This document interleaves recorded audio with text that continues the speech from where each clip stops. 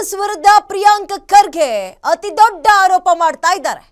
RSS ವಿರುದ್ಧ ಪ್ರಿಯಾಂಕ್ ಖರ್ಗೆ ಮಾಡ್ತಾ ಇರುವ ಆರೋಪ ಭ್ರಷ್ಟಾಚಾರಕ್ಕೆ ಸಂಬಂಧಪಟ್ಟಿದ್ದು.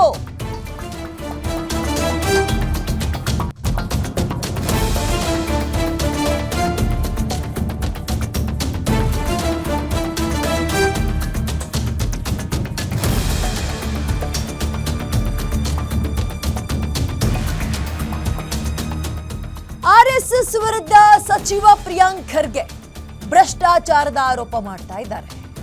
ಹಾಗಾದ್ರೆ ಯಾವ ಇಲಾಖೆಗೆ ಸಂಬಂಧಪಟ್ಟಂತೆ ಅಂತ ನೋಡೋದಾದ್ರೆ ಮಾನವ ಸಂಪನ್ಮೂಲ ಅಭಿವೃದ್ಧಿಯಲ್ಲಿ ಆರ್ಎಸ್ಎಸ್ ಹಗರಣ ಮಾಡಿದ್ಯಾ? ಬಿಜೆಪಿಗರಿಂದ ಮನ ಬಂದಂತೆ ಸರ್ಕಾರದ ಹಣ ಹಂಚಿಕೆ ಆರ್ಎಸ್ಎಸ್ಗಾಗಿದೆಯಾ?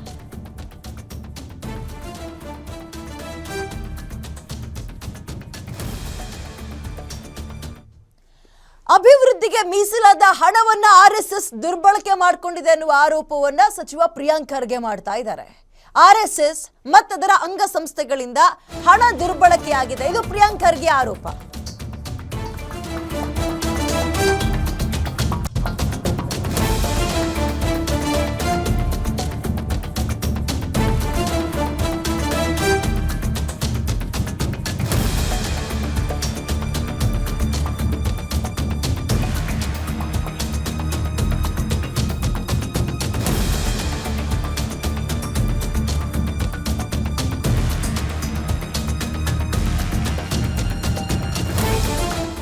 ಜನರ ಹಣವನ್ನ ತಮ್ಮ ಸ್ವಂತ ಅಭಿವೃದ್ಧಿಗಾಗಿ ಬಳಕೆ ಮಾಡಿಕೊಂಡಿದ್ದಾರೆ. ಅಭಿವೃದ್ಧಿ ಮಾಡ್ತೀವಿ ಅಂತ ಆ ಹಣವನ್ನ ದುರುಪಯೋಗ ಮಾಡಿಕೊಂಡು ಈಗ ನಮಗೆ ಉಪದೇಶ ಮಾಡಕ್ ಬರ್ತಾ ಇದ್ದಾರೆ ಅಂತ ಬೆಳಗಾವಿ ಅಧಿವೇಶನದಲ್ಲಿ ನಮಗೆ ಉಪದೇಶ ಮಾಡ್ತಾ ಇದ್ದಾರೆ ಅಂತ ಆರೋಪ ಮಾಡ್ತಾ ಇದ್ದಾರೆ ಪ್ರಿಯಾಂಕ್ ಖರ್ಗೆ. ಎಕ್ಸ್ಪೋಸ್ಟ್ ಮಾಡಿ ಸಚಿವ ಪ್ರಿಯಾಂಕ್ ಖರ್ಗೆ ಆಕ್ರೋಶವನ್ನು ವ್ಯಕ್ತಪಡಿಸ್ತಾ ಇದ್ದಾರೆ.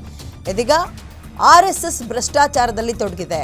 ಆರ್ಎಸ್ಎಸ್ ಮತ್ತು ಅದರ ಅಂಗಸಂಸ್ಥೆಗಳು ಹಣ ತಿನ್ನೋಕೆ ಬಿಜೆಪಿ ತನ್ನ ಅಧಿಕಾರವನ್ನ ದುರ್ಬಳಕೆ ಮಾಡ್ಕೊಂಡಿದೆ ಅನ್ನುವ ಆರೋಪವನ್ನ ಪ್ರಿಯಾಂಕ್ ಖರ್ಗೆ ಆರ್ಎಸ್ಎಸ್ ಮೇಲೆ ಹೊರಿಸ್ತಾ ಇದ್ದಾರೆ. ಆರ್ಎಸ್ಎಸ್ ವರ್ಸಸ್ ಪ್ರಿಯಾಂಕ್ ಖರ್ಗೆಯ ಮತ್ತೊಂದು ಮುಂದುವರಿದ ಯುದ್ಧ ಅನ್ನುವಂಗೆ ಕಾಣಿಸ್ತಾ ಇದೆ ಇದು. ಹಾಗಾದ್ರೆ ಈ ಹಗರಣ ಏನು, ಎಷ್ಟು ಕೋಟಿ ಹಣವನ್ನ ಲಪಟಾಯಿಸಿದ್ದಾರೆ ಅನ್ನುವ ಆರೋಪವನ್ನ ಪ್ರಿಯಾಂಕ್ ಖರ್ಗೆ ಮಾಡ್ತಾ ಇದ್ದಾರೆ.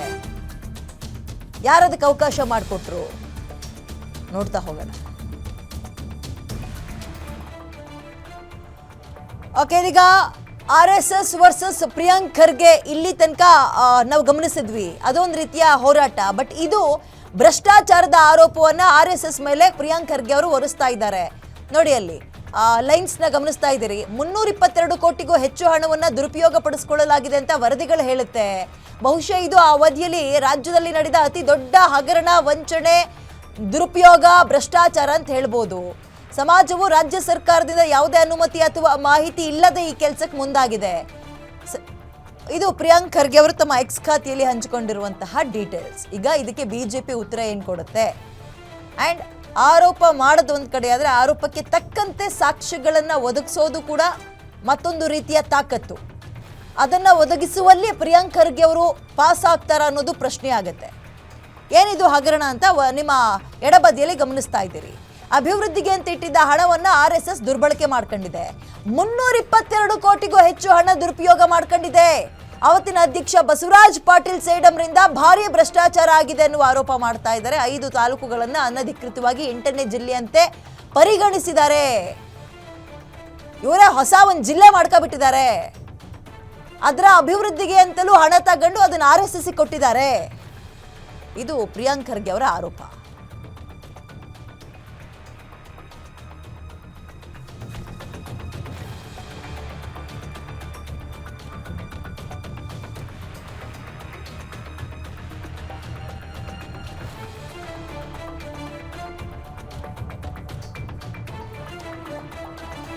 ಮೋರ್ ಡೀಟೇಲ್ಸ್ ನನ್ನ ಕಲೀಗ ಶ್ರೀಕಾಂತ್ ನೀಡ್ತಾರೆ. ಶ್ರೀಕಾಂತ್, ಇದು ಪ್ರಿಯಾಂಕ್ ಖರ್ಗೆ ವರ್ಸಸ್ ಆರ್ಎಸ್ಎಸ್ ಅವರಿಬ್ಬರ ನಡುವಿನ ಮುಂದುವರೆದ ಯುದ್ಧ ಅಂತ ಪರಿಗಣಿಸಬಹುದಾ? ಅಂಡ್ ಆರೋಪ ಏನೋ ಮಾಡ್ತಾ ಇದ್ದಾರೆ, ಆರೋಪಕ್ಕೆ ತಕ್ಕಂತೆ ಸಾಕ್ಷಿಗಳನ್ನ ಒದಗಿಸಿದಾರಾ ಅಥವಾ ಗಾಳಿಯಲ್ಲಿ ಗುಂಡ? ಡೀಟೇಲ್ಸ್ ಕೊಡೋದಾದ್ರೆ ಅಂಡ್ ಬಿಜೆಪಿ ಅವರ ಉತ್ತರ ಏನಿದಕ್ಕೆ?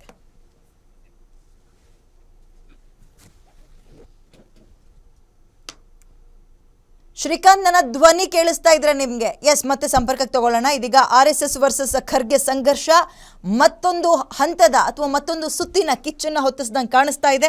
RSS ವಿರುದ್ಧ ಸಚಿವ ಪ್ರಿಯಾಂಕ್ ಖರ್ಗೆ ಎಕ್ಸ್ಪೋಸ್ನಲ್ಲಿ ಬ್ರಹ್ಮಾಂಡ ಭ್ರಷ್ಟಾಚಾರ ಮಾಡಿದೆ, ಬಿಜೆಪಿ ಆ ಭ್ರಷ್ಟಾಚಾರಕ್ಕೆ ಹೆಂಗೆ ಕುಮ್ಮಕ್ಕು ಕೊಟ್ಟಿದೆ, ಅಭಿವೃದ್ಧಿ ಮಾಡ್ತೀವಿ ಅಂತ ಹಣವನ್ನ ಲಪಟಾಯಿಸಿ RSS ಅವ್ರಿಗೆ ಕೊಟ್ಟಿದ್ದಾರೆ, ಅವರು ಗುಳುಂ ಸ್ವಾಹ ಮಾಡಿದ್ದಾರೆ. ಇಂತಹ ಬಹಳ ಗಂಭೀರ ಆರೋಪವನ್ನು, ಅದು ಕೋಟ್ಯಾಂತರ ರೂಪಾಯಿ ಹಣವನ್ನು ನುಂಗು ನೀರು ಕುಡಿದಿದ್ದಾರೆ, RSS ಭ್ರಷ್ಟಾಚಾರ ಮಾಡಿದೆ ಅಂತ ಇದೀಗ ಆರೋಪವನ್ನು ಮಾಡ್ತಾ ಇದ್ದಾರೆ.